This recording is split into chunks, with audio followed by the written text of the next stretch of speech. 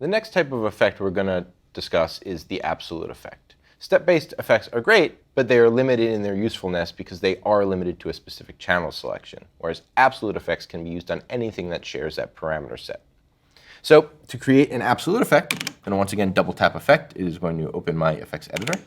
And it's going to actually start off with the last effect that I was working with. In this case, it's effect 801, which is the step-based effect we did in the previous video. I'm going to create a new effect, effect 802, and it's going to once again prompt me as to what type of effect I want to create. And this time I want to create an absolute effect. Absolute effect, we are presented with a similar looking table, but this table actually works a little differently than it does in step-based. Notice that instead of step on the left-hand side, the header says action, and that's because we're in an absolute effect, not a step-based effect, so it's just referred to differently, but the concept is the same. It's what line in the table are we going through. Right? In effect, all an effect is doing is just running through a table in a sequence. So unless you tell it to go in some random order in the table, it's going to go from step 1 or action 1 to action 2 to action 3 to action 4. So action here is just telling us the action in which we are currently working. The next column over is a parameter column. And we have this as well in step-based effect, and we're going to discuss using that in a later video.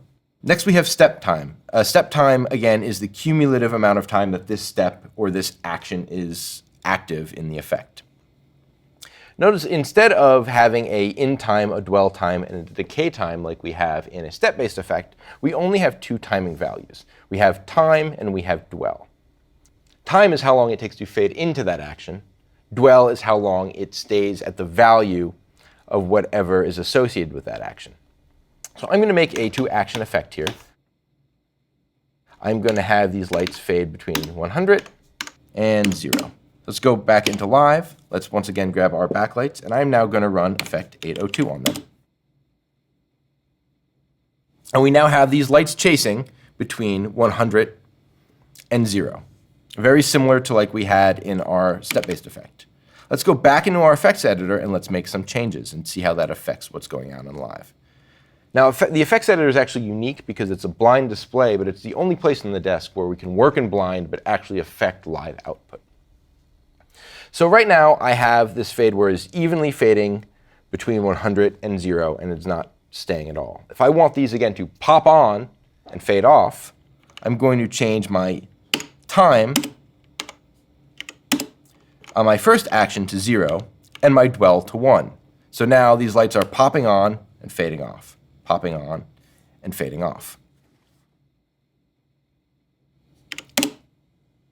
If I want them to hold a little bit longer in their off state, I'm going to increase my dwell here. When my level is 0, I'm going to increase that dwell to 1.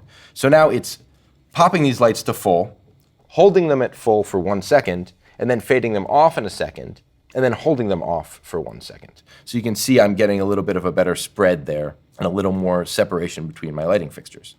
If I wanted this to work the opposite way and I wanted them to fade on and snap off, I would just need to reverse this. So I'm going to give it a time of 1 to fade on to my first action, which is 100, and a time of 0 in my second action, which brings them down to 0. So now I have the lights fading on in 1 second, holding for 1 second at full, and then snapping off and holding for a second at 0 here. Again, notice that my step time here is actually changing to reflect the total amount of time between my time column and my dwell column. And so also my cycle time is changing to reflect that as well. So if I come here and I change this step time to something like 1.5, you're going to see they're actually going to overlap a little more. And they start to the steps kind of start to pile up and encroach on each other, because now the total amount of time that it takes for this first action is actually shorter than the total amount of time of that action. I'm going to come back here and I'm going to set my dwells back to 0. And I'm going to set my step time back to its default using enter. Right? In blind, @enter reverts something to a background state or a default value.